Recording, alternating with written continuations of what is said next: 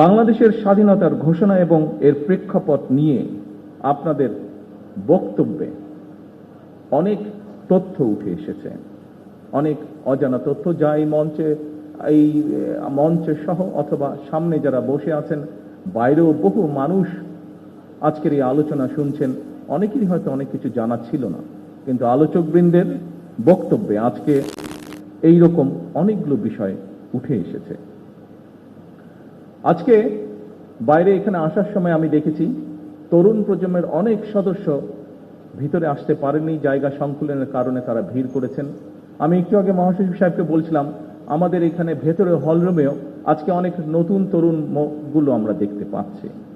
সেই তরুণ প্রজন্মের দৃষ্টি আকর্ষণ করে খুব সংক্ষেপে দু একটি কথা আমি বলতে চাই। বাংলাদেশের স্বাধীনতা এবং মুক্তিযুদ্ধের অন্যতম অনিবার্য চরিত্র শহীদ রাষ্ট্রপতি জিয়াউর রহমান।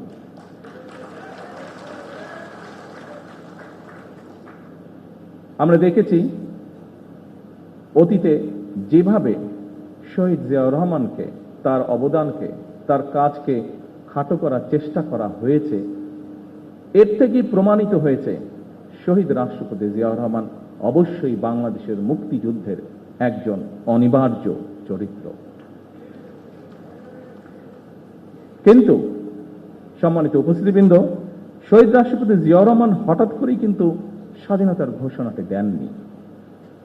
শহীদ জিয়া প্রথম জীবনে অবশ্যই একজন রাজনৈতিক কর্মী ছিলেন না, তিনি একজন সামরিক সৈনিক ছিলেন। তবে তিনি বাংলাদেশের স্বাধীনতার যে স্বপ্ন, সেটি যে তার মনের মধ্যে সেই বোধ শক্তির পথ থেকে লালন করতেন, এটি কিন্তু তার একটি লেখায় ফুটে উঠেছে।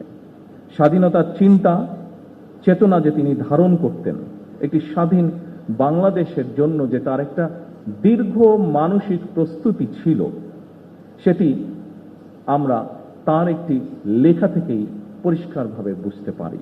কথাগুলো আমার নয়, কথাগুলো কারো মন গড়াও নয়, এই কথাগুলো আমরা তার নিজের লেখনী থেকে আমরা জানতে পারছি।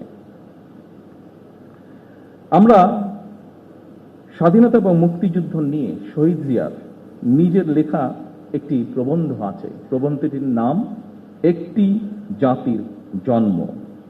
শহীদ প্রেসিডেন্ট জিয়াউর রহমানের লেখা নিবন্ধটি দৈনিক বাংলা পত্রিকার প্রথম 1972 সালের 26শে মার্চ প্রকাশিত হয়েছিল।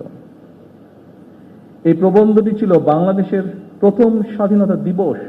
1971 সালে দেশ স্বাধীন হবার পরে প্রথম যে আমরা স্বাধীনতা দিবস পালন করি, সেই দিবস উপলক্ষে যে প্রথম কোরপত্রটি প্রকাশিত হয়েছিল, সেই কোরপত্রে এই লেখাটি ছাপা হয়েছিল বা প্রবন্ধটি ছাপা হয়েছিল।